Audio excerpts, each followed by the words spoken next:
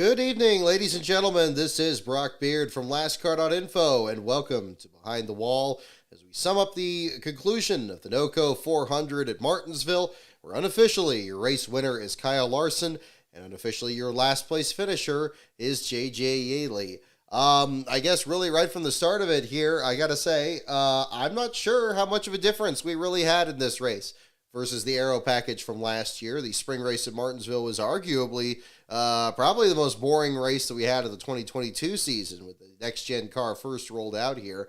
And for a lot of this race, it seemed like it was very, very much kind of the same, even though they've made some substantial changes to this. We'd seen this package rolled out at Phoenix earlier this year. Passing was practically impossible, no matter what end of the field you're on or others. And ultimately, at the end of this race, if anybody, pit strategy was going to be pretty much the only way to really make any large gains. We saw Todd Gilliland gain a lot of spots, and Ross Chastain as well, with a bit of tire strategy midway through. And then we saw any driver that had any kind of problem at all, including pre-race penalties, almost single-handedly just destroyed their day. If not for the J.J. Yaley caution at the end of this race here, which completely turned things on its head again and brought in drivers like Kyle Larson and Joey Logano, who weren't a factor the entire day.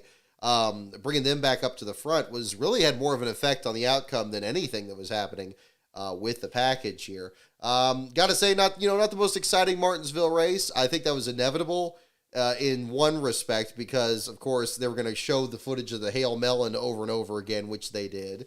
And the expectations are going to be very high for Chase Elliott coming into this race, with it being his first Cup race back since his snowboarding injury earlier this year. I don't think anything could have possibly met up with the expectations of that. And when you had a race that was really relatively calm like this one, where it was very difficult for people to make passes and kind of work their way through the field, you kind of had it worked out that way. But again, a little bit of kind of differences at the end there. I thought it really looked like Chase Briscoe was having an absolute career run out there. Easily the best I'd seen out of him since probably the Bristol Dirt race last year, when he was going for the win with Tyler Reddick. And of course, this being not far after Briscoe won his only Cup race so far at Phoenix. Excuse me. I have to say, I really liked seeing the High Point paint scheme run really well out there, in particular, since that company was so instrumental in Briscoe's own rise through the ranks and participating in the Cup Series there as well. So I was glad to see him run very well. But again, even just with a couple of different cars in front of him, given how fast Briscoe was, I thought he was going to be able to get up there and really compete with Logano and Larson for the win.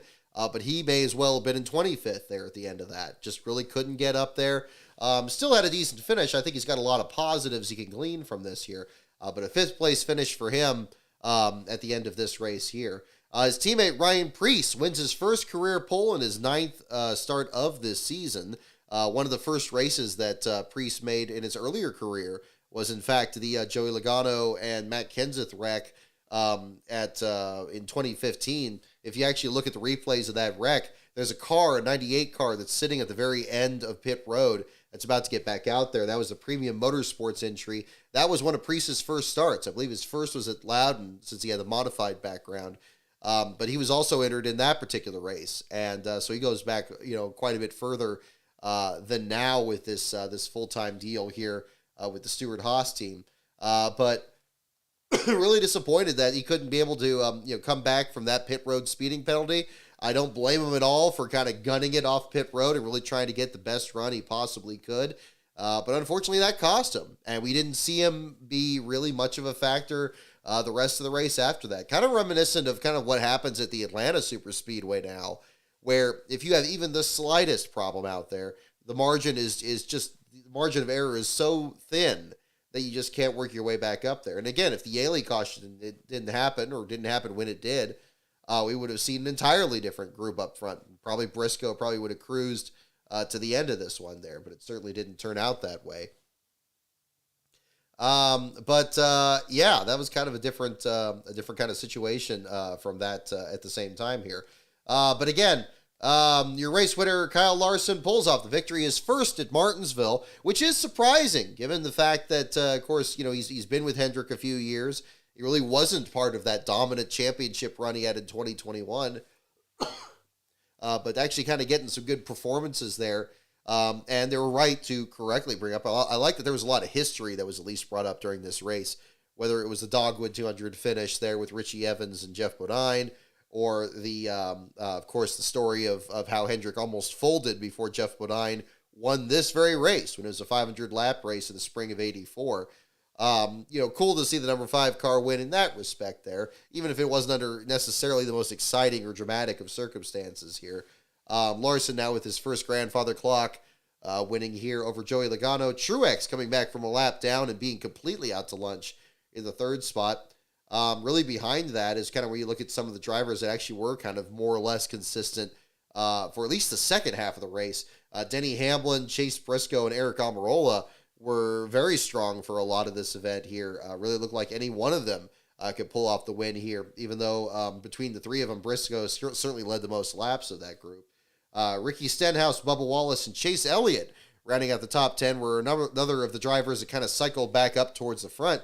Wallace seemed a bit more consistent than Stenhouse and Elliott were. Elliott was probably about 21st the entire day, it seemed like, and then finally got up there and was able to kind of climb from 14th to 10th at the end of this one. Ryan Preece only gets back up to 15th after he had such a strong start, dominated stage 1, looked like he was going to be at least as good as he was at the Clash earlier this year. I don't know if he ran the same car from the Clash, but I imagine he at least had some notes from that helped out. But him finishing in the 15th spot ahead of Christopher Bell, who won this race last fall on his way to making it into the championship 4. Michael McDowell looked like he had a chance at a top 10 there, ends up back in 19th.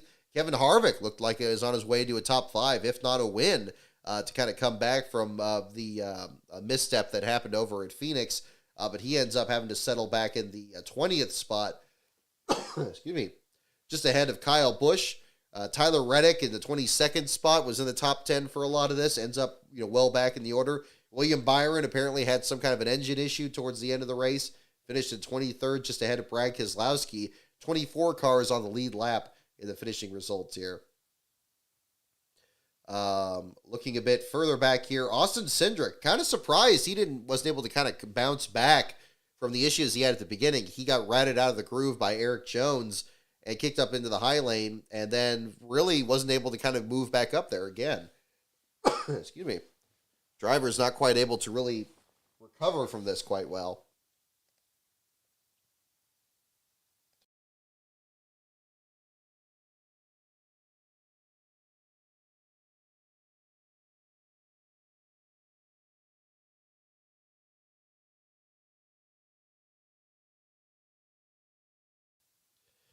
Alrighty. I do apologize for the coughs here, folks. My allergies started hitting me pretty hard last week, and I've been kind of fighting that, so I may have to break away to drink a little bit more often here on the show tonight. But we'll definitely still cover everything from the Truck Series and Xfinity Series, and we'll do some trivia a little bit later on here as well. But looking back at the results, kind of touching on Austin Cindric, back in the 33rd spot, 3 laps down at the finish. Mired back there, very surprising given the fact that Logano and even Blaney to an extent we're having kind of decent runs out there. Harvick, of course, overlooking this and mentioning him, of course, the loose wheel situation. We saw a recurrence of that. We saw the explanation of this with Almirola's loose wheel at Phoenix that Bob Pockris was able to discuss, showing that when the wheel is not fully secured for whatever reason, that there's something that's in the suspension that can actually carve off the inside of the rim and cause the wheel to separate from the car that way, which is really crazy. But for the first time in this case here with Harvick, we actually saw an example of a wheel that hadn't failed completely, but it had been open like a can opener on the inside of that rim. Kudos again to Fox. I will say, I think a lot of the very basics in the direction, for Fox was noticeably better in some respects today. We even saw like the battle for last place a lot of times in this, which I wouldn't say is the most critical thing to look at. But they were showing it. I mean, most times when Yaley was getting lapped, we would actually see it on the screen. So I just want to make sure that, it doesn't go unnoticed here. There's definitely still a lot they need to work on for sure. But at the same time, I think there was some improvements there, and that was one. And Harvick's situation was another, where we actually got to see the inside of that rim. and a rim on the very verge of that failure. You could see where we had that situation with Justin Haley last year at Daytona, how they would just have a little bit of that carved off and pinned underneath the suspension. In Harvick's case, if that wasn't caught any sooner, it would have resulted in very much the same kind of failure. So Harvick very lucky to not lose those laps and have a bad day go even worse. But regardless, poor finish for him, an unfortunate situation, especially since he was very excited to run that real tree throwback on the number 4, reminiscent of another of the cars he ran earlier in his career. But unfortunately, not a great finish out of him for that one. At the end of the back of the field there, the race for last place was pretty calm as well. I got to say, there were some large gaps. After the first laps here, it seemed like it was actually kind of a pretty tight battle between Anthony Alfredo and J.J. Yaley and Ty Dillon and a couple other drivers that were back there. And they actually seemed to trade the spot a good amount of times, but about 10, 15 laps into the race, once Yaley was back there, or Alfredo, it was basically between the two of those drivers from then on. We would see some points where Alfredo would kind of fall back. I think he was the first one to be lapped by the leaders. Yaley having similar issues as well and dropping back in the lineup. Yaley ultimately took over the last spot there at one point, but Alfredo dropped back, with, I believe it was one of the earlier cautions there with a longer stop. Not as long as a stop as Zane Smith had at one point, where it sounded like there was an issue with the radio. They weren't able to hear the driver. There was something about the radio where they discussed that maybe he got some water on the microphone itself and it shorted something out. But then they could barely hear him say that he had a really bad tight condition in the car. 51 car looked like he was about to get last place, was on the same lap as I believe it was Alfredo at the time, but didn't quite work out that way. And then Yaley ends up having the incident very late in the race when he was about 3 or 4 laps ahead of Alfredo, and Yaley ends up being your last place finisher. 21st of his Cup career, the first he's had since Las Vegas in the fall of 2021. So it's been quite a while. We've about 51 races here since then. But it also breaks a tie with Michael McDowell in the all-time last place standings. I believe he's now tied with Derek Cope with, I believe, 4th or 5th overall in the last place rankings. Again, these more details will be posted later on tonight. Again, pending post-race inspection that Yaley will still be the last place finisher. We'll talk about that going forward there. Scary situation with the Yaley one. I know it was originally talked about maybe a flat tire or a brake situation, but then you saw, and again, a decent job by Fox in showing this, with those 2 long lines going into the outside wall, the brakes being locked up. And where have we seen that before, folks? And Bobby Labonte said it. We had to kind of cue it back in the broadcast there. But you could hear Bobby Labonte mutter under the mic there, saying that, probably looked like a hung throttle. And I think that had very much the same telltale marks of it there. Luckily, it happened very much later going into the corner, so the car wasn't going quite as fast. Luckily, the NASCAR has looked into making the car, again, deform a little bit. We didn't see that much deformation in the front of that car after it hit the wall. So I don't know. I mean, luckily we saw Yaley get out of the car under his own power, which is good. But it could have been a very serious situation. And, it really seemed like the broadcast was kind of, befuddled as to if that was a hung throttle or not. It seemed like after the car hit the wall, it did seem to still drive forward under its own power a little bit further between the corners. So kind of a scary situation there, too. Hopefully we get some more details on that. But that was your last place finisher for the Cup Series race today. The first of the season for Rick Ware Racing after what has been, to say the least, not exactly their best week here with the news with Cody Ware. I don't really have too much more to add with the Cody Ware situation. I don't want to, again, innocent until proven guilty. Try to figure out, what's going on with that. But obviously with him being out of the car and now suspended indefinitely after his arrest earlier this week, and then it's not good. It's not good. It's unfortunate. If it turns out that that this actually did take place, my first person I feel terrible for is whoever was a victim of this. That's the first and foremost there. And it's just awful. It's awful. So I don't want to go too far down the road there because details are still kind of emerging from what happened earlier this week. But and the other people I feel terrible for is really the Ware family, because you have this on top of what happened with Carson Ware earlier, and it's just a messy situation there. So we'll see what happens there, but clearly that was something that had to get handled and had to be stepped in. I'm glad NASCAR took the action they did under the circumstances there, but it's just an awful situation, no matter how you slice it, really. So that's kind of the situation there. Zane Smith, speaking of which, taking over in the 51 car. It looked like it was going to be Matt Crafton in the car this week again, as we saw over at the Bristol Dirt Race last week. But Zane finishing 5 laps down in the 34th spot. And I think when I mentioned this on the article earlier this week, I believe he's already run a different car number in all 4 of his Cup starts, including his relief driver role for Chris Buescher last year at Gateway. But a kind of a different set of circumstances there. We'll see how things look going into Talladega and going forward from there.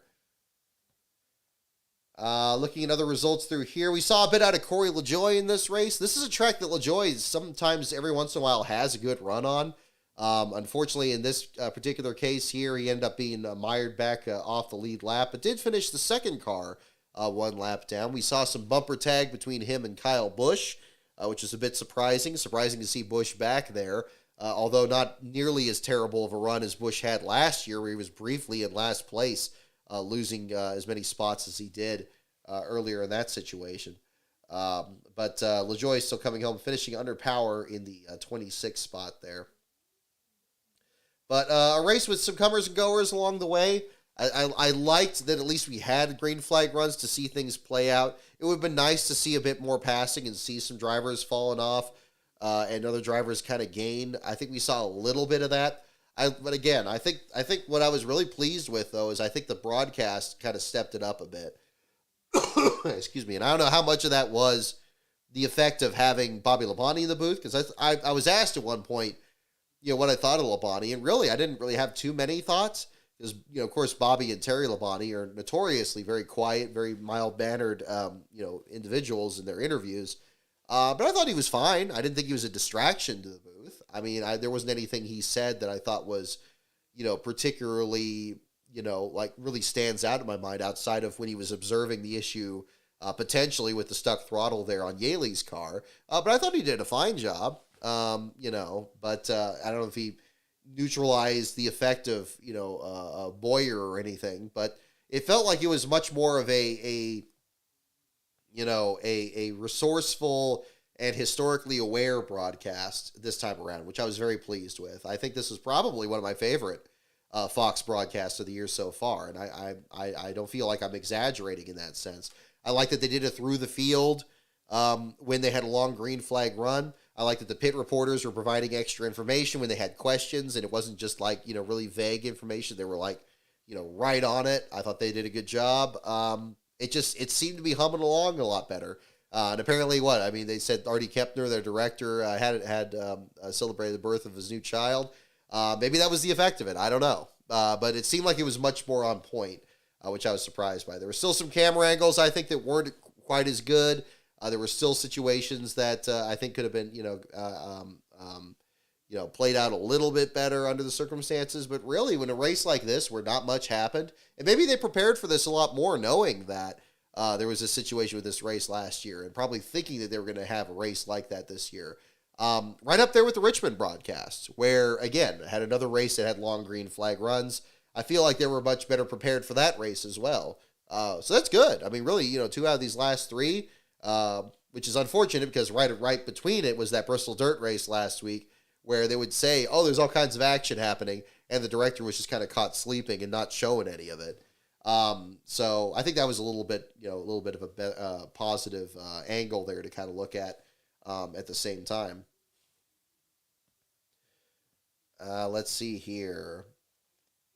I've seen some questions on this already. J.J. Yaley, yes, is 337 laps completed by Yaley, which is not the most at a Cup race at Martinsville. Of course, last year, Brad Keselowski was actually disqualified from finishing in 4th place on the lead lap. Um, so he completed all 500 laps of that one. And then the record for a 500 lap race besides that was the 401 laps. I believe it was Ricky Craven in 99.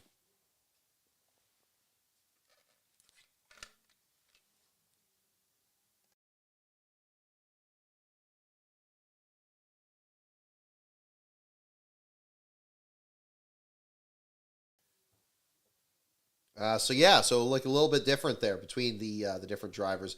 In terms of like the record for most laps completed, I think that's another one I could look up. Let me pull up my stats here and kind of give that a look. Let's see. It's gonna be interesting to kind of look at that in the overall rankings. It's pretty high up there. It's pretty high up there. 337 laps. In terms of all cup races, I'm only seeing 16 races, at least where we have the full results, because there are some races way back when where we don't even have any results about how many laps the last place finisher completed. Things were determined a little bit different in that sense. Um, but yeah, 337 laps completed by Yaley. Next highest one was John Andretti, April 21st, 1996, also at Martinsville, where 338 laps were completed by him. So, yeah, very close. Looking at some other ones, a lot of these are very recent. Corey LaJoie at Martinsville completed 374 laps in the spring of 2021.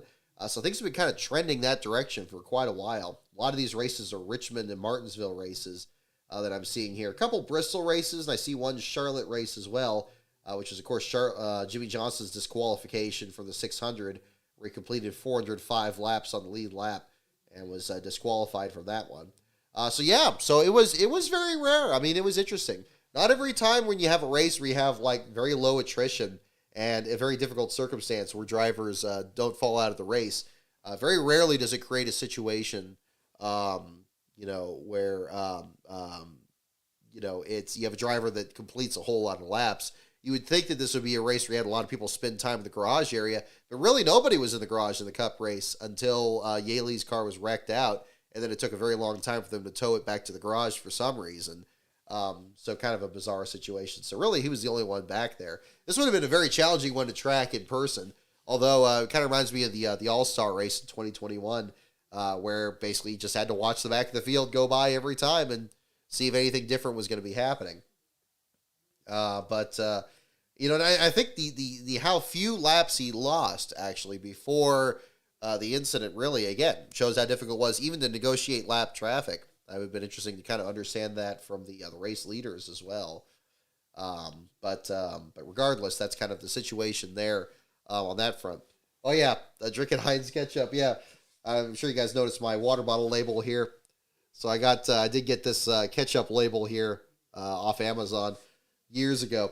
This is the same water bottle I used over at when I worked over at the emergency room. And it's got plenty of the dents and everything in it from how long I've used it. But it's always been fun. It always gets some attention there wherever I've been working because it looks like a ketchup bottle. Here it looks like a ketchup bottle or a fire extinguisher. So that's always kind of been the scenario there on that one. Smith's in the 38 next week. That's right, because he's still splitting the ride there with Talladega. So yeah, so that's going to continue. Of course, now he's running the 38 there too. Let's see. Yes, Willie B. Very good point though. Yaley also had that bad crash at Richmond too, where he backed into the wall. That's true. That's true. And again, I was very impressed with how Denny Hamlin discussed that on his podcast. I don't know if I mentioned that during last week's show, but I think clearly Hamlin was genuine in his saying that he wasn't deliberately trying to wreck Yaley and felt bad about what happened and tried to contact the team if he could, help in whatever way exactly that was going to be. But kudos to him on that. Let's see here. Looking at anything else in the race results here. Yeah, Austin Dillon in the 12th spot, well ahead of Kyle Busch in 21st there. Yeah, Eric Jones seemed like he was struggling a lot. I mean, of course, he was involved in that earlier incident there with spinning the 21 car, but seemed like he wasn't really having great handling out there either. But that's kind of the situation there too.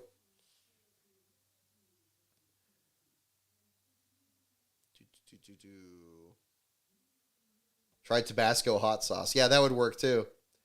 Got a Sunoco water bottle? That would be an idea. Alrighty. Yeah, very quick race. The radio. Yeah, I mean that one definitely went by pretty quick. And again, I didn't have a whole lot of updates to really provide, and there wasn't really a lot of communication on the radio. Probably the other thing we got to really talk about from Yaley's run in particular was the heat. This wasn't really addressed that much by the booth, but when I was listening to Yaley and even Alfredo's radio, both of them were having serious issues with the heat in the car there, which is still disappointing when you have that vent on the front of the car. You have the slits on the rear glass to try to actually kind of get hot air out of the cockpit. I don't know how much of that is just symbolic of just Martinsville and how there's not a lot of traffic and not a lot of room for air to circulate. But both of them were really, really struggling. And it got to the point there where Yaley had to regulate his breathing. He mentioned it on the radio. He was trying to get packs of ice, trying to get water. Alfredo did have the penalty for the loose wheel. I didn't mention that, of course. That was the other, and thank you guys for reminding me of that. The loose wheel was ultimately what put the 78 in last place until Yaley's accident. There was, of course, some controversy over how long NASCAR waited to throw the caution flag to begin with, which was strange because you could very easily see it from the flag stand. I don't believe that NASCAR didn't see it. I don't know why they waited so long. Even the booth was kind of noticing it. If you have a situation like that, usually they're going to throw it pretty quick. But Alfredo already had enough time to even make it to pit road with the right rear missing at that point. But in enough time for NASCAR to also hand down the 2-lap penalty. Now, there were concerns about this because over the radio, Alfredo couldn't get water or a sports drink or anything from the crew because you're not allowed to service the car or the driver when you're serving a penalty. So he had to sit there an extra 2 laps, then go back out, and then come right back in and then get something to drink. And that was a situation he was having where his air conditioning was also blowing hot air around this point. So he was having problems. And then Yaley was having the issues where he was, again, requesting ice packs, regulating his breathing, having some trouble with that. He couldn't even find the hose to his air conditioning unit. And he was talking with the team about doing something where they would climb through a window. I don't know if that was ever actually done because the team was expressing concern about actually dropping the window net and having that take too much time. Although at this point, they were already multiple laps down. But I'm sure they were hoping that maybe there'd be more attrition and they could gain a couple spots and actually get some other better finishes. Unfortunately, it's not the way it turned out there.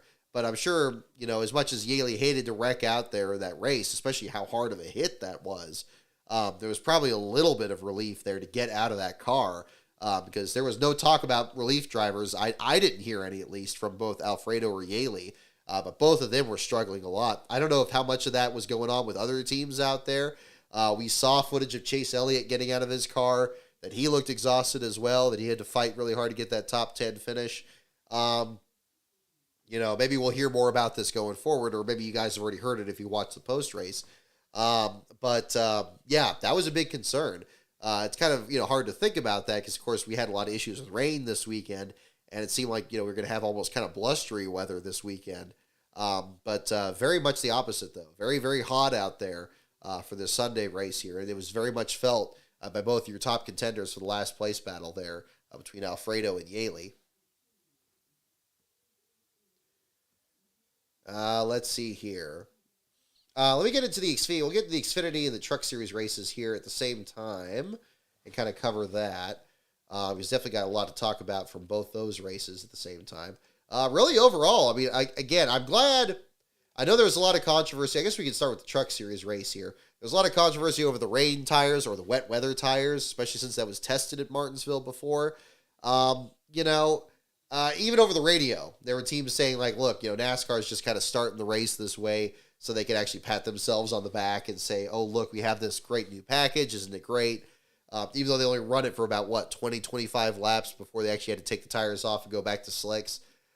It served its purpose because ultimately they barely got past halfway before another round of storms came in and they had to stop the race for good. I think it at least served that purpose. It may seem a bit wasteful, and certainly for the smaller teams, I can't imagine. We can imagine. Timmy Hill's team was kind of expressing concern, saying, like, we spent however many thousands of dollars on these rain tires to run them for 20 laps, and then we can't use them again? It's like, it's ridiculous. But very much so, he was definitely concerned about that, and that's something that not all the teams really can do. But that was something else to kind of look at the same time. But Corey Heim, your race winner there from the Truck Series side of things. And again, correction on that. Yes, his first win, or is not his first win of the season with Tricon, but not the first win of his career. So again, that's what I get for splitting time watching the Titanic reenactment there that night there, Titanic Honor and Glory. That was a frustration I had on my end there. I was hoping to be able to squeeze in that race before that, but of course, as per usual, NASCAR brings its own rain delays, it seems, and it pushed it right up to the start of that there. And again, kudos to Titanic Honor and Glory. They did a great job with that simulation. I know they've, again, a bit off topic there for sure, but every April 14th, that's always pretty significant to me. The Titanic is probably the only subject that I've followed for longer than NASCAR. When I was a kid, it was only just a few years after Dr. Ballard discovered the wreck, so it's always had kind of a big effect on me from a young age there. And, I'm certainly not alone on that. I mean, it's, of course, you think about the James Cameron movie and, how much more attention it's always received this entire more than a century now. But that was kind of my experience. I was kind of listening to it was kind of surreal, really, for the first part of it, through about the first hour of the simulation. And then also in the background, I had the transcription there of the radio going on in the background for the teams and the drivers there, and look at the leaderboard to get those notes. Because ultimately, the last place battle in that one was kind of interesting too. Very, very low attrition. Stephen Malozzi driving the number 22 truck there, and actually tweeted last year saying, like, man, he felt almost upset he didn't finish in last place because he was excited about getting a NASCAR article written about him.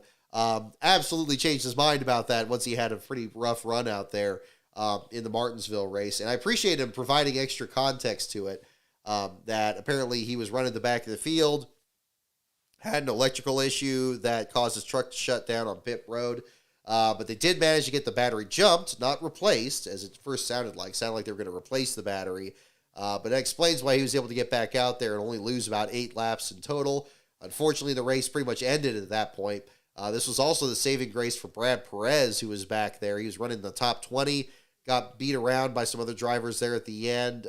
Certainly there was some frustration there from the driver and the team, but they were very excited about how well Brad had performed, especially with all the bad luck the 20 team in particular has had these last few weeks. But Perez, before he had a chance to actually clear the crash clock, the race was stopped, and then he still was able to finish ahead of Malozzi in the results.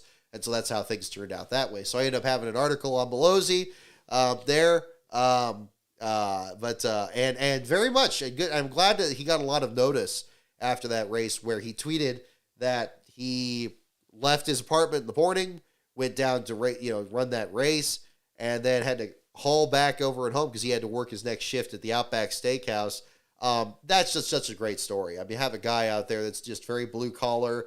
Who among us, has a situation where you got to have your day job? You got what you want to do, you got what you like to do, but you got to make sure you got to make ends meet. And that's a reality, for so many people out there, myself included.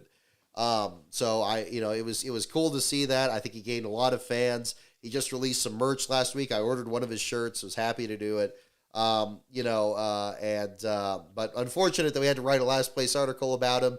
But I'm glad we got the details right on that after speaking with him there and getting that out. So that was your last place finisher on that end. The other controversy that happened in that race, of course, the ongoing saga of Carson Hocevar. I was on here just a couple weeks ago talking about the Texas win, and, I'm not ignorant of all the concerns that everybody's had about how aggressive Hocevar seems to drive, that he always seems to put himself in these ridiculous situations. Indeed, there was a video posted just recently about at least 7 other incidents that Hocevar has found himself in, where he's, the goodwill that he had back in 2020 has kind of stepped back a little bit these last couple of years, which is unfortunate. But this time around here, he makes contact with Taylor Gray down the back straightaway, really for no reason. Looked like they made a little bit of contact, and he kind of really steered back into him, and NASCAR, rightfully, really put him in the penalty box for a couple of laps. That ended up dropping him into the bottom 5 there as a result. Yeah, I mean, there's been other ones I've been concerned about too that Hocevar has done. I wasn't really too pleased with how he wrecked Colby Howard out of one of his best runs that he was going to have at IRP last year, especially for what looked to be really incidental contact during the race. I thought that was a bit over the line in that case. But yeah, I think it's at a point now where Chris Knight, I believe, was tweeting at the point, it's like, why does he do this? And I guess that's really the question.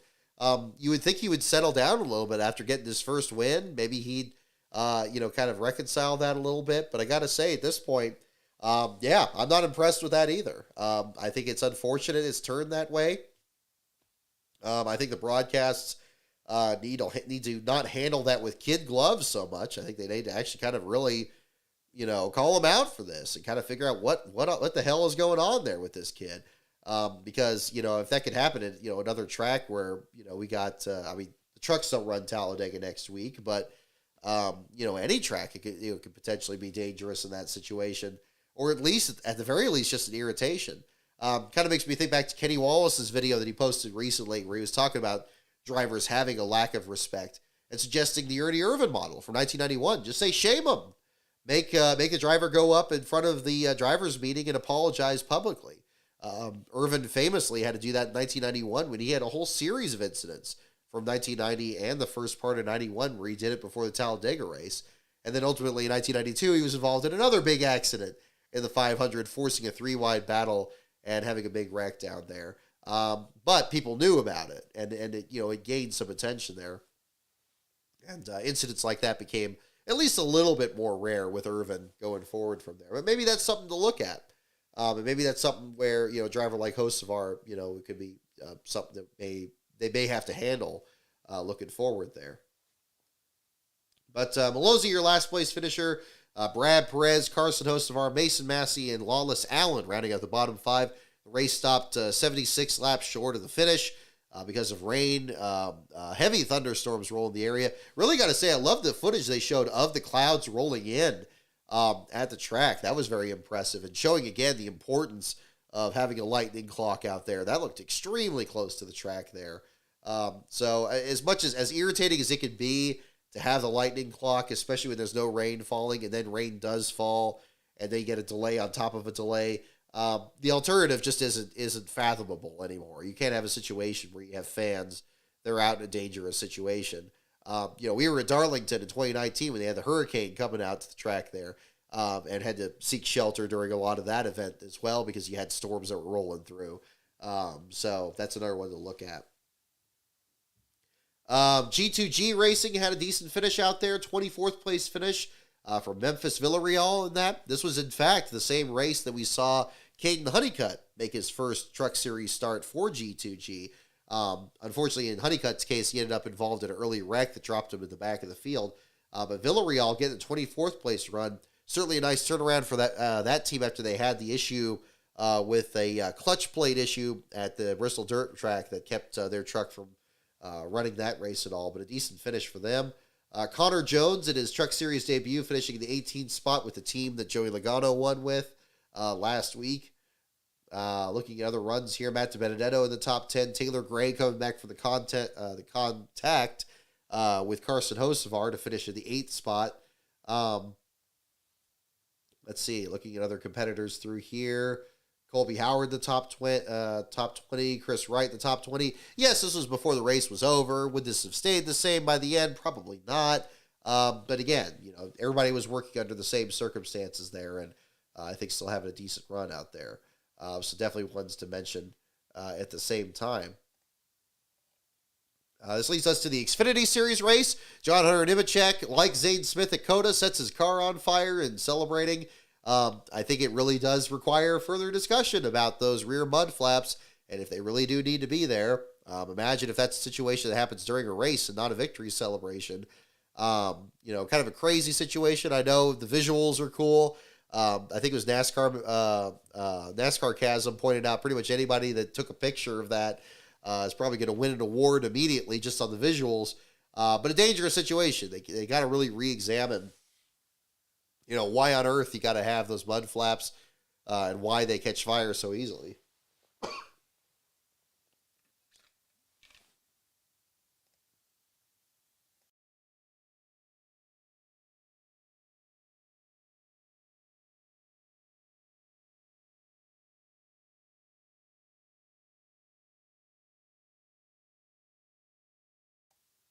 My goodness, got 99 viewers in here. Thank you so much, everyone, for tuning in, for sure.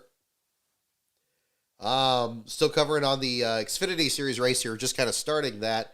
Congrats to John Hunter. If I don't know how many people are talking about him as being a serious championship contender, but I certainly hope that starting, it's not going to be 4 JR Motorsports cars in the top 4 the way this is going. John Hunter is I think I knew he was going to be dangerous before the season started. He won Fontana there after finishing second in Daytona. And he's hardly looked back since then. I mean, kid's going to be tough. Very, very tough. I think, him getting in there, he fell short winning Truck Series championships with Kyle Busch. He had efforts with in the Xfinity Series that fell through. But I still think he's large and in charge. He's going to be really bad tough for everybody to be dealing with here the rest of the season. And I think it's helped that whole program, really. I mean, you see Sammy Smith's got his first win at Phoenix. Finished second in this race, that 18 team. Also, I think one of the best looking paint schemes out there is that 18 car itself, really. But I think that's helped out that program. And the 19 car. Even though that's kind of the star car, it has a rotating group of drivers. We've seen Ryan Truex come even closer to pulling off a win. Unfortunately, end up kind of shaking back out of here in this one and finishing in the 12th spot. But he's had races already this year where he's been in the top 5 and really having to bid for it and try to get his first win. I know it's kind of strange to describe Joe Gibbs Racing as a program that needs kind of a resurgence here. But obviously with Ty Gibbs now in the Cup Series after being pretty much a lone standard bearer for the entire program. Yeah, you had Brandon Jones come pretty close to making the Final Four before Gibbs got to him. But again, I think that they still got a good program there, and I think they need to hang on to John Hunter. So if he regardless of what his performance is this year, I think that's gonna be something to look at. The other program that's been doing very well would have to be Jordan Anderson's team.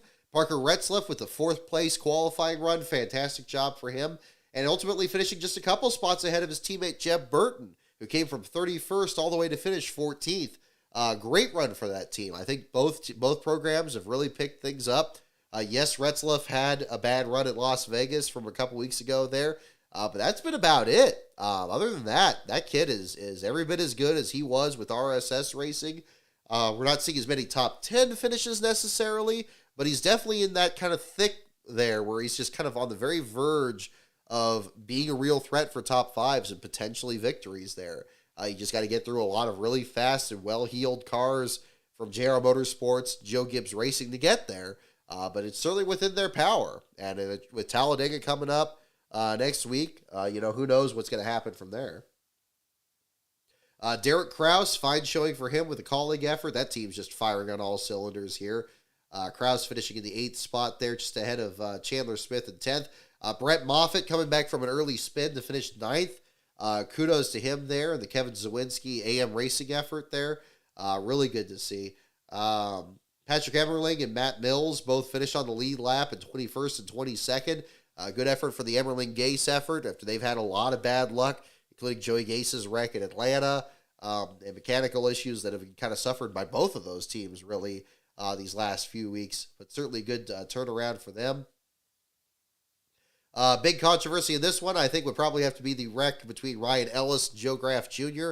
Graf had a very hard hit to the outside wall, kind of got a couple wheels off the ground in the process. Bit of a war of words there between the Alpha Prime effort and the RSS Racing team as to who was at fault. Graf looking at Ellis looking at Graf. It's as far as I can tell, I mean, even just from looking at some of their graphics, they just had a couple aggressive drivers that just, one zigged and the other zagged, and you just got a racing deal there. I hate it for both of them. I think they're both drivers that are really trying to, get the best runs they can. I know Graf has had a bit more adversity and some unfortunate runs there versus Ellis. Ellis has been a bit more consistent, I would say. But an unfortunate deal for really both programs. And Ellis did the best he could there, finishing the first car one lap down at the end of it there.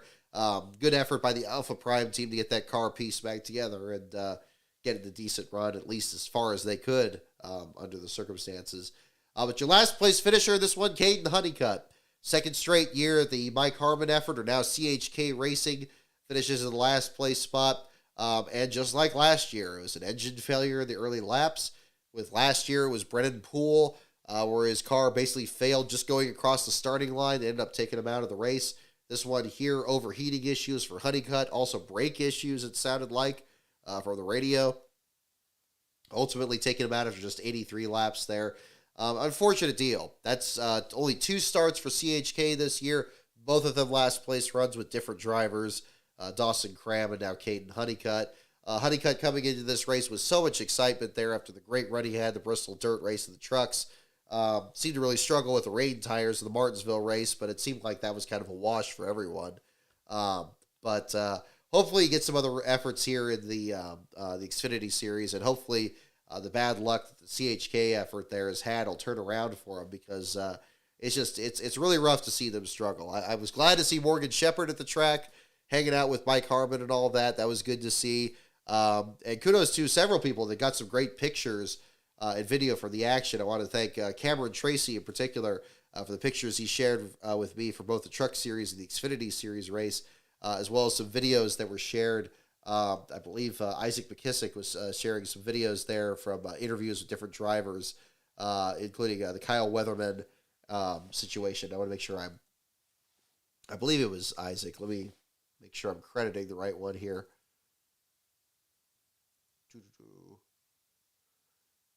But there were some interviews there with Morgan Shepherd and others at the track this weekend.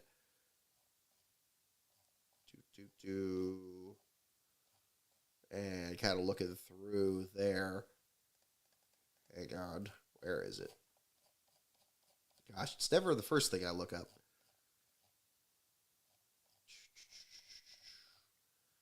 Let's see. Yes, Isaac. Yes. Oh, my goodness. I'm just looking here. Isaac actually had some great pictures of the 74 and the 38 and some others here after they went in the garage. Let me retweet that as well. So, yes, big thanks to both Cameron and Isaac for their content this weekend. Again, if you're ever at a track, especially a race that I'm not able to attend there, or even if it was one I am able to attend, if you're able to get some good shots of last place action or some other information I can use in the articles, by all means, definitely send it. You know where you can find me, and my Twitter DMs are open and everything, so I appreciate anybody that sends that, because it really adds details. I want to make sure, I'm not satisfied with not having it accurate. If there's other information that I need to kind of put in there, and stuff like that helps, absolutely. So big appreciation to both of them on that. Going back to the Xfinity Series race, yeah, Caden Honeycutt, your last place finisher, first of his career, just like Stephen Malozzi's was the first of his Truck Series career. So both of them already featured in articles. Wait a little bit later till tonight to see what the situation is on the Cup Series side, but we'll find out going forward. Caden Honeycutt, Joe Graff Jr., Dawson Cram, Kyle Seek, and Kyle Weatherman, your bottom 5. Weatherman, this is the first start for the FRS racing team. This is the equipment that was formerly for the Brandon-built motorsports effort. They completed the bottom 5 there. Suspension issues taking him out of the race. Sam Mayer gave a driver the finger. That was fun. The finger man out there finishing at the back of the field. Can't hardly blame. I keep waiting for Mayer to win his first race. I mean, I'm sure everybody else is too. I think he's got some good equipment, a good team, certainly with JR Motorsports. Hopefully things turn around there for him. Maybe we'll see that next week at Talladega. Who knows? But unfortunately, another rough evening there for him, finishing in the 31st spot there in the process.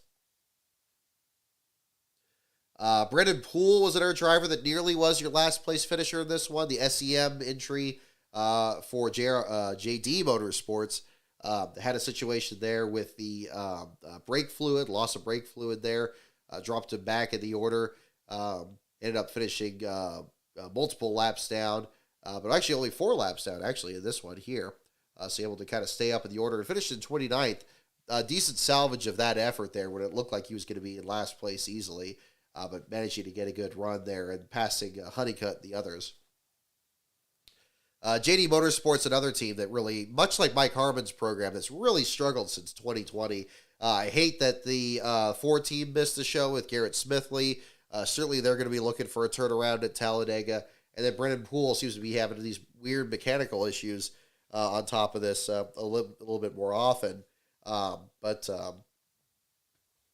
hopefully things kind of work out for that program there. Blaine Perkins, very happy with the run he had in the Xfinity race there, finishing in 13th. Very happy with that. I mean, that kid had such a miserable start with the SS Green Light team. Seemed like they were just having such bad luck. I think going back to Our Motorsports, where he won that stage for them a couple of years ago, I think it was such a great move. The 02's team really was struggling with Brett Moffitt. I don't know why, because Moffitt's a really good driver, and things just weren't working out as well as they had a couple of years ago. But maybe bringing Perkins there back there as a help. Although, of course, there's still going to be the issue between that and Kyle Weatherman, because I don't know if the FRS team is prepared to run a full season effort. I think between the two, Weatherman would probably still be a better choice than Perkins in the 02, given how good Weatherman had run this year and has in the past with whatever he's given, including the 96, getting that car in the show. So that was certainly something to look at the same time. And Honeycutt, the other thing definitely got to mention with that was the fact that he led practice briefly and was 12th fastest when the session ended. Fantastic for that program. I mean, again, very reminiscent of what happened with Brennan Poole last year, too. But hopefully, if they could just get their gremlins behind them and actually have some better runs, hopefully that'll turn out better. But that's kind of my look at here at the same time. Yeah, I expected more out of Stuart Friesen, too. Yeah, there you go. Let's see here. Yeah, John Hunter Nemechek still hyped up. Exactly. Alrighty. Let's see. Oh, okay. All right. I'm going to step aside here for just a moment, and we're going to do trivia, and I'm going to catch up on Super Chats here as well. Thank you very much for the Super Chats on this. So I do appreciate that. I'll get back to reading those and doing trivia in just a moment. Actually, probably the best way to do this. Let me go ahead and I'll bring this out, and we'll have you guys pick which category you'd like here while I step aside. So again, as per usual, categories are NASCAR, pits, teams, tracks, drivers, and the wild card. Once again, those categories are NASCAR, pits, teams, tracks, drivers, and the wild card. So I will step aside for just a moment here. We'll continue to talk about the races from this weekend and do some trivia, and I will catch up on Super Chats here as well. So stay tuned. I'll be right back in just a moment.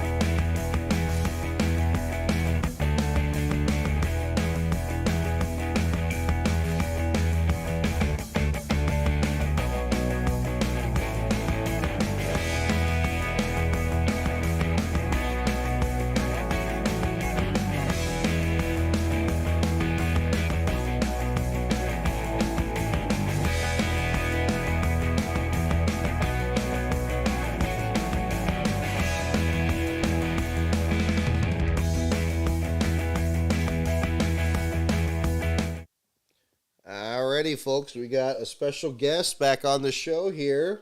Here is Badger. It's been a few shows since we brought him on here, but I heard him outside there a few minutes ago, so not sure if that picked up on the microphone, but here he is. Oh gosh, he is all crashed out. Oh goodness. You can tell he was riveted by the action in the Martinsville race there.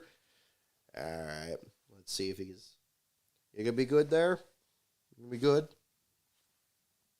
No, we'll bring your blanket out there in a little bit. Okay, alrighty. So we will do some trivia questions. It looks like drivers was the most popular category here, so we'll probably do that at the same time. In the meantime, here, there you go. You're good. You're good. Okay, yeah, you're pretty good.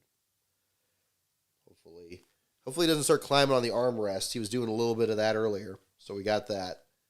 There you go. How you doing? I tell you, this dog likes to sleep more than anything else. So that's but he was starting to wake up a little bit out there. Alrighty. So let me jump into super chats right quick. We'll do drivers here for the trivia questions. But first, let me get the super chats caught up here. Beast Metal, thank you so much for your super chat, first of all. This destroys my carefully calculated theory that weather was the sole cause behind last year's disaster. And yet Richmond was good, and passing was certainly possible here, so I can only conclude the drivers caused this. Well, it's a good question. I guess we're going to have more information revealed on this the further along we go. Yeah, I got to say, that seemed to be the consensus, and it's good to revisit that. The weather last spring was just not conducive to having a good race here at night. But now, of course, running it during the day and under what was very hot conditions for a couple other drivers. I don't know. I don't know how much of this was the drivers causing it, or just having the 36 chartered entries out there, or if this is literally all that this package can do. I don't know. Hopefully, I mean, I'm not sure if the drivers really are gonna know one way or the other. And I don't know. I don't know if they were running particularly easy out there, because there were definitely examples where Ryan Preece was just on cruise control there for a bit. Yeah, it's hard to tell. And yeah, isn't it kind of amazing that both races at Richmond are now becoming better than the spring races at Martinsville. Obviously, the fall race at Martinsville has the extra added element of being the penultimate race in the championship, so you have kind of that situation too. But I don't know. It's a good question though. It does seem like it's more than weather, and I guess maybe it's more than the package. So, but again, you think about the Spring Phoenix race, and that one wasn't very competitive either. So I don't know. I'm not sure what the proper solution is for that. And if it was the drivers, I'm not sure what share of the responsibility is that. I mean, it sounded like there were a lot of handling issues, and even from the very beginning, I think it was on Alfredo's channel, they said, like, look, nobody can pass anyway. So that was kind of the story that was happening there too. There we go. There he's still little. He's just crashed out. Alrighty. Well, let's see. So yes, but thank you for the super chat there for sure. Same with you, Nicholas Gray. Thank you for yours.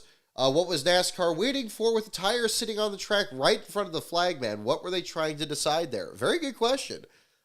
Sometimes we've seen NASCAR delay cautions either when it's like the very last lap of the race, and they try to get the leaders to the finish, which unfortunately is still pretty inconsistent. Yeah, there were more cars on the track during the Bristol race there last week, so there was a little bit of a different situation. I still think they probably could have made that work. But, what was going on with that tire? Usually they respond to that pretty quickly. It's almost like they treat it like a road course where maybe it's off the track surface. But, yeah, that could have been a really dangerous situation there for sure. It just unfortunately didn't turn out that way. Well, fortunately, it didn't turn out to be a very dangerous situation, but it could have been much worse. Yeah, I mean, the other situation, I guess, really, that could have been is waiting for a sequence of pit stops to cycle out, but I don't think that was the situation there either. I mean, you had some green flag stops, And that was one of the stops that Alfredo had too, which I'm sure was what led to the loose wheel to begin with. But, did that really warrant like waiting that much longer for the caution? I'm not sure about that, so I don't know. I'm not sure if we're going to hear from the officials on that one. Bowser Jr. XD, thank you for your super chat as well. Fun fact, the closest Martinsville finish is the fall Xfinity race in 2021 at 0.064 seconds. It is 0.01 less than the Spring Cup race in 2007. So there you go. So there's another one to look at in terms of close finishes. Didn't really have that certainly today with even with Logano being a bit further back there from Kyle Larson at the finish. What is the official margin of victory here? I'm seeing a 4.142 seconds here unofficially on the results here between first and second place. So Larson definitely on cruise control near the end of that event. Let's see. And then also Nicholas Gray, thank you for your other super chat here as well. Appreciate it. Michael and Hocevar are friends.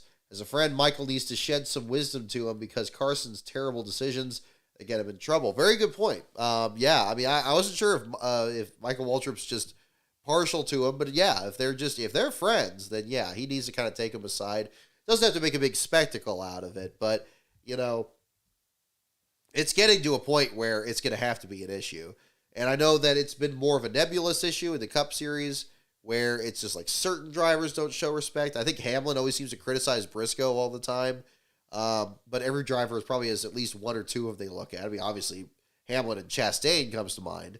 But the Truck Series, it seems like Hocevar is almost becoming the common denominator, which is a problem. You don't want to be in that situation. Tony Stewart's been there and others, and then they suddenly get blamed even for wrecks that they're not involved in.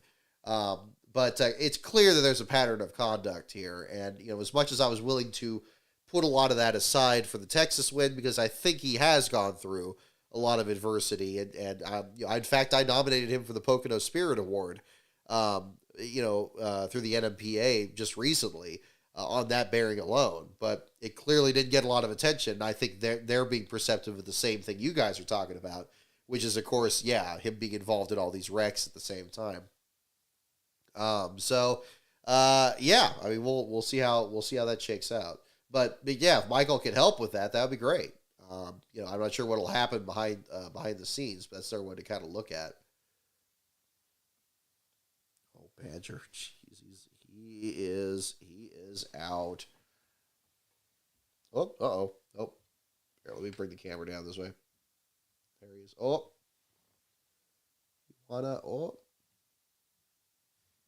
Alrighty. Let's turn into the dog cam here. Oh, Bowser Jr. XD, thank you again for your other super chat here, man. Amazingly, this is not the first race with a margin of victory of 4.142 seconds. Excuse me. The 1997 Cup Fall race in Charlotte also had this margin. There you go. Well, hey, there's a little bit of history mentioned at the same time here. All right. So drivers seem to be the winning category for the for this. So we'll go ahead and go into that. And let's see what we got here. Alrighty, here we go. First question, folks. What 1960 race does Junior Johnson call his proudest win as a driver? What 1960 race does Junior Johnson call his proudest win as a driver?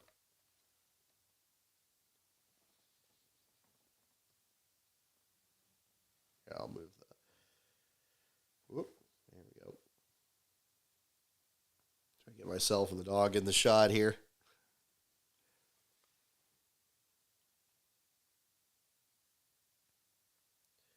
What 1960 race does Junior Johnson call his proudest win as a driver?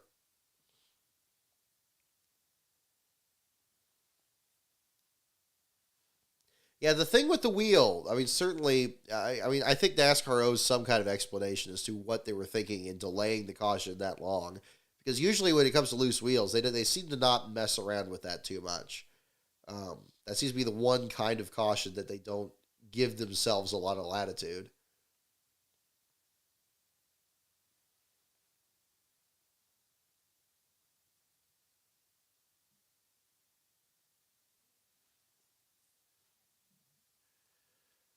Glad you guys like Badger here. This is a lapdog in the in the truest sense.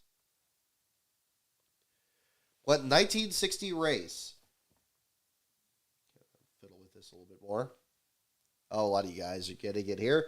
What 1960 race does Junior Johnson call the proudest win his proudest win as a driver? A lot of you got it. Indeed, it is the Daytona 500. Oop, there you go. Daytona 500 indeed. Bootlegger 350. Yeah, there you go.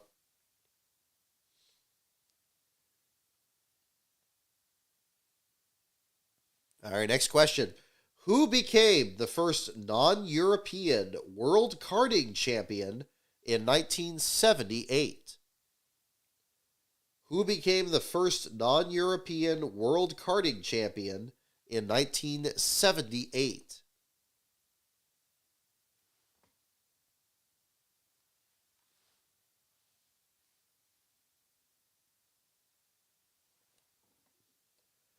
He's dozed off. Yeah, there he is again.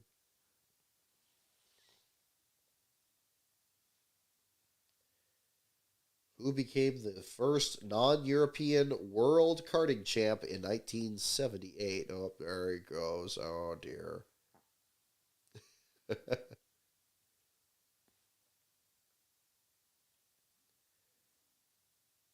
Who became the first non-European world karting champ in 1978?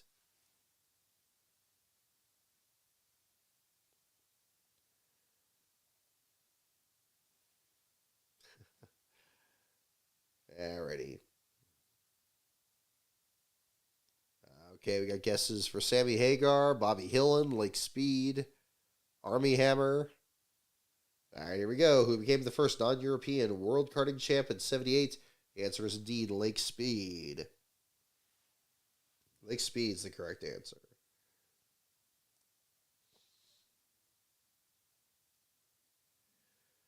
Alrighty. Next question. How many NASCAR Busch Series poles did Jeff Gordon win in 1992? This cord keeps nudging him here. How many NASCAR Busch Series poles did Jeff Gordon win in 1992?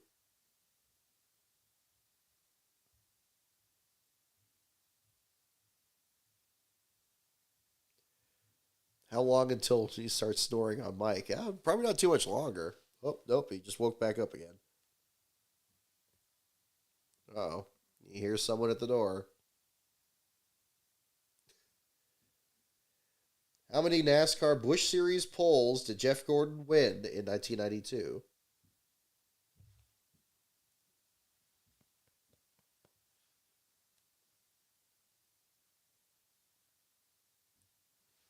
See, he's probably going to start climbing on the armrest here pretty soon. It looks like he's reaching for the mouse. All right, we got several guesses here. We got 4 and 11 and 7, 5. How many NASCAR Busch Series poles did Jeff Gordon win in 1992?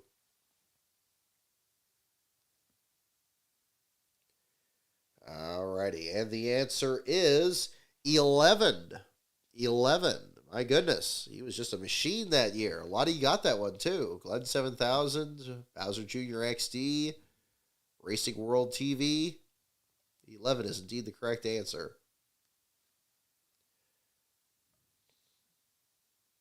Yeah, he snores pretty loud. I'm afraid dogs do take after their owners. So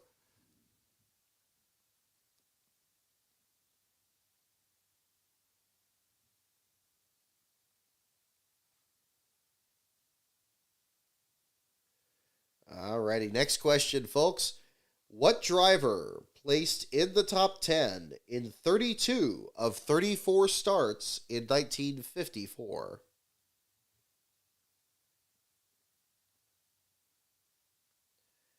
What driver placed in the top 10 in 32 of 34 starts in 1954? There you go. Let's see. You want to say hi, Badger? Oh, goodness.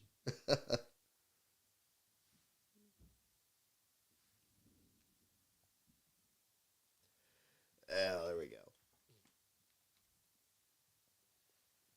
Oh, there he is. There he is.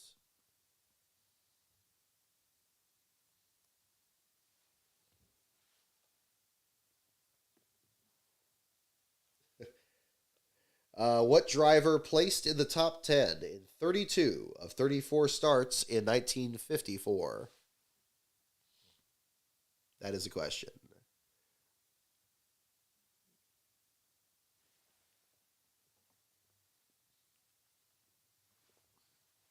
Let's see. Let me try.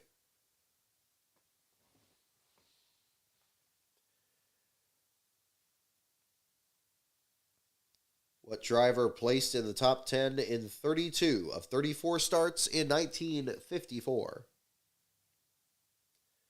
We got Lee Petty, Marshall Teague, Farball Roberts.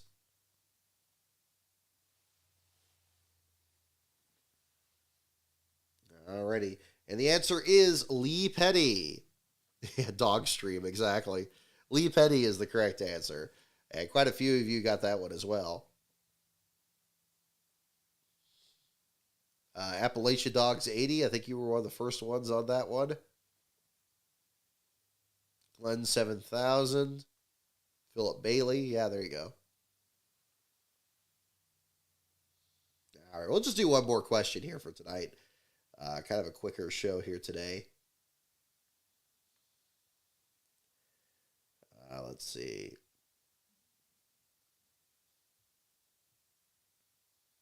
All right, here we go, folks. This is a championship question here. This question is how many races did it take Darrell Waltrip to make up a 206-point deficit in 1985? How many races did it take Darrell Waltrip to make up a 206-point deficit in 1985? Don't look it up. Try to guess it here. We're looking for a number. How many races did it take for Darrell Waltrip to make up a 206-point deficit in 1985?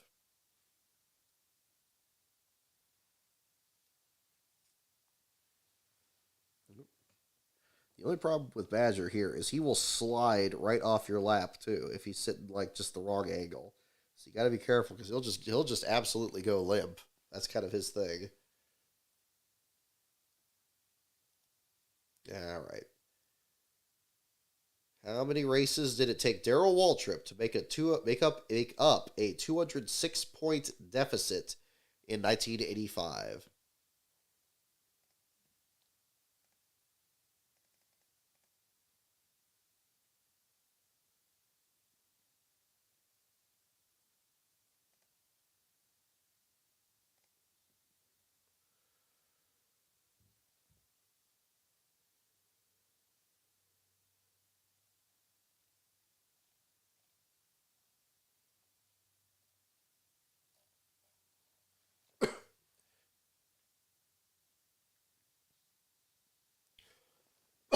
Excuse me. Apparently Briscoe having surgery Monday on his fingers. That's good.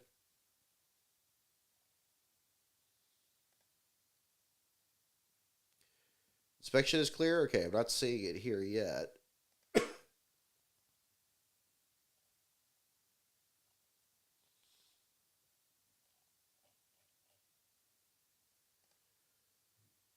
And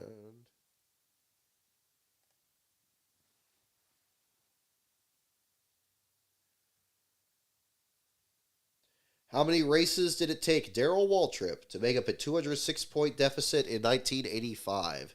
And the answer is 10. It took him 10 races to do it. 10 races. And who guessed that? A couple of you guys. Sean Doyle, looks like you got it there. Yeah, an interesting one. I guess that would have had to have been the battle with Bill Elliott there in '85. J-Ski reported it. Okay, so it should be up on Pockra's shortly. Might just be away from it. Let me refresh that there too. So yes, I'll read this here. On J-Ski again, posted at, it looks like 4 minutes ago. Inspection is complete following the NOCO 400 NASCAR Cup Series race in Martinsville. There were no issues for Kyle Larson. He's officially the winner. The cars of Austin Dillon and Ryan Preece will go to the R&D Center for inspection. This again from J-Ski's page there. That is good enough for me. So that will be, J.J. Yaley will be your last place finisher, the 21st of his Cup career. And that will be posted a little bit later tonight. Thank you so much, everyone, for tuning in here on the show this evening. I apologize for sounding a bit congested. Hopefully that'll clear up a little bit by our next show for Talladega, which we will cover the Xfinity and Cup Series action next week. Show will be a week from today, about 15 minutes after the checkered flag for the Cup Series race. We'll talk about the last place action as well for both those events. In the meantime, the website is lastcar.info. At LastCarOnBrock is the Twitter feed, and patreon.com/LastCarOnBrock is the Patreon. Those of you who are existing members, if you haven't received it already, you should be receiving a postcard from me, which has some pieces of the wrap from BJ McLeod's car. I'm so glad people are starting to share pictures of those online. I'm glad those are getting out to where they need to be. I will be making some of these available as well if you're not a Patreon member, and it'll be putting some auctions up here shortly with what was left from the wrap there from that. So we'll have some more details on that coming up there very soon as well. So have a great week, everyone. I will see you all for Talladega, and we will pick up right from here. And Badger says hi too. He is completely out. There he is.